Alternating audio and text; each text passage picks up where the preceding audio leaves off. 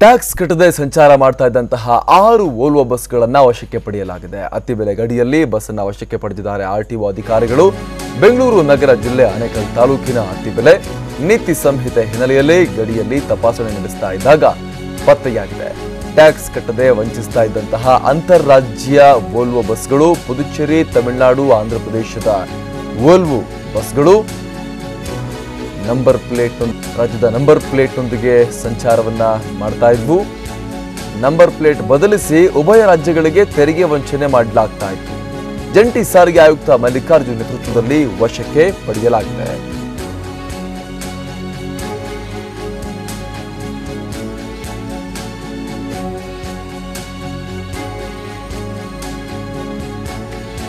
ಮೇ 12ನೇ ತಾರೀಕು ರಾಜ್ಯದ ನಂಬರ್ ಪ್ಲೇಟ್ನೊಂದಿಗೆ ರಾತ್ರಿ ಸಂಚರಿಸ್ತಾ ಇದ್ದಂತಹ ಬಸ್ ಇದು. ನಂಬರ್ ಪ್ಲೇಟ್ ಬದಲಿಸಿ 2 ರಾಜ್ಯಗಳ ನಡುವೆ ಬಸ್ಗಳ ಸಂಚಾರ ನಡೀತಾ ಇತ್ತು. ತೆರಿಗೆ ವಂಚನೆಯನ್ನ ಇಲ್ಲಿ ಮಾಡಲಾಗ್ತಾ ಇತ್ತು. 6 ವೋಲ್ವೋ ಬಸ್ಗಳನ್ನ ವಶಕ್ಕೆ ಪಡೆಯಲಾಗಿದೆ.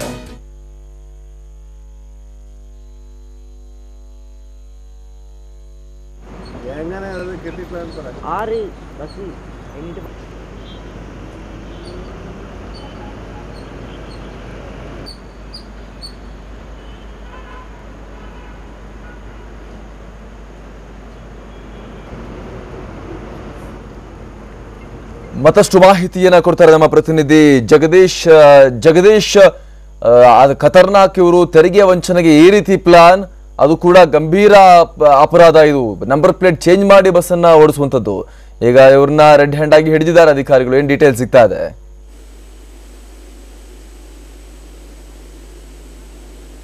ಖಂಡಿತವಾಗಿಯೂ ಅಮರ್, ಅತ್ತಿಬೆಲೆ ಚೆಕ್ ಪೋಸ್ಟ್ ಬಳಿ ಬೆಳಗ್ಗೆ ಆರ್ಟಿಒ ಅಧಿಕಾರಿಗಳು ಕಾರ್ಯಾಚರಣೆ ನಡೆಸಿದ್ದು. ಮುಖ್ಯವಾಗಿ ಇಂದು ರಾಜ್ಯದಲ್ಲಿ ನೀತಿ ಸಂಹಿತೆ ಜಾರಿಯಲ್ಲಿರುವ ಹಿನ್ನೆಲೆಯಲ್ಲಿ ಹೊರ ರಾಜ್ಯದ ಬಸ್ಗಳನ್ನ ಆರ್ಟಿಒ ಅಧಿಕಾರಿಗಳು ತಪಾಸಣೆ ಮಾಡುತ್ತಿದ್ದು, ಆ ಒಂದು ಸಂದರ್ಭದಲ್ಲಿ ಹೊರ ರಾಜ್ಯದ ಬಸ್ಗಳು ತೆರಿಗೆ ವಂಚನೆ ಮಾಡಿ ರಾಜ್ಯಕ್ಕೆ ಪ್ರವೇಶ ಮಾಡ್ತಿದ್ದಂತಹ ಹೊರ ರಾಜ್ಯದ 6 ಬಸ್ಗಳನ್ನ ಮತ್ತೆ ಒಂದು ಗೂಡ್ಸ್ ವಾಹನನ್ನ ಈಗಾಗಲೇ ಅತ್ತಿಬೆಲೆ ಚೆಕ್ ಪೋಸ್ಟ್ ಬಳಿ ವಶಕ್ಕೆ ಪಡೆಯಲಾಗಿದೆ. ಸುಮಾರು 4-5 ವರ್ಷಗಳಿಂದ ಈ ವೋಲ್ವೋ ಬಸ್ಗಳು ರಾಜ್ಯಕ್ಕೆ ತೆರಿಗೆ ವಂಚನೆ ಮಾಡ್ತಿದ್ವು. ಅಂದ್ರೆ 2 ರಾಜ್ಯಕ್ಕೂ, ಉಭಯ ರಾಜ್ಯಗಳಿಗೂ ಕೂಡ ತೆರಿಗೆ ವಂಚನೆ ಆಗ್ತಿತ್ತು. ಯಾಕೆಂದ್ರೆ 2 ರಾಜ್ಯಗಳಿಗೂ ಹೋಗ್ತಕ್ಕಂಥ ಸಂದರ್ಭದಲ್ಲಿ ಅಲ್ಲಿನ ನಂಬರ್ ಪ್ಲೇಟ್ಗಳನ್ನ, ಉದಾಹರಣೆ ಕರ್ನಾಟಕಕ್ಕೆ ಬರಬೇಕಾದ್ರೆ ಕೆ ನಂಬರ್ ಪ್ಲೇಟ್, ಹಾಗೆ ತಮಿಳುನಾಡಿಗೆ ಹೋಗ್ತಕ್ಕಂಥ ಸಂದರ್ಭದಲ್ಲಿ DN ಅಂತ ನಂಬರ್ ಪ್ಲೇಟ್ಗಳನ್ನ ಹಾಕಿ ತೆರಿಗೆ ವಂಚನೆಯನ್ನ ಮಾಡ್ತಿದ್ರು. ಈ ಸಂದರ್ಭದಲ್ಲಿ ಅಧಿಕಾರಿಗಳು DL ಮತ್ತೆ ಚಾಸಿಗಳನ್ನ ಟೆಸ್ಟ್ ಮಾಡಿದಂತ ಸಂದರ್ಭದಲ್ಲಿ ಈ ಒಂದು ಪ್ರಕರಣ ಬೆಳಕಿಗೆ ಬಂದಿದೆ. ಮುಖ್ಯವಾಗಿ ಆರ್ಟಿಒ ಅಧಿಕಾರಿ ಅತ್ತಿಬೆಲೆ ಚೆಕ್ ಪೋಸ್ಟ್ ಬಳಿಯಲ್ಲಿ ಈ ಒಂದು ತಪಾಸಣೆ ನಡೆಸಿದಂತಹ ಸಂದರ್ಭದಲ್ಲಿ ಅಧಿಕಾರಿಗಳು ಬಸ್ಗಳನ್ನ ವಶಕ್ಕೆ ಪಡೆದಿದ್ದಾರೆ. Anand, thank you Jagadish.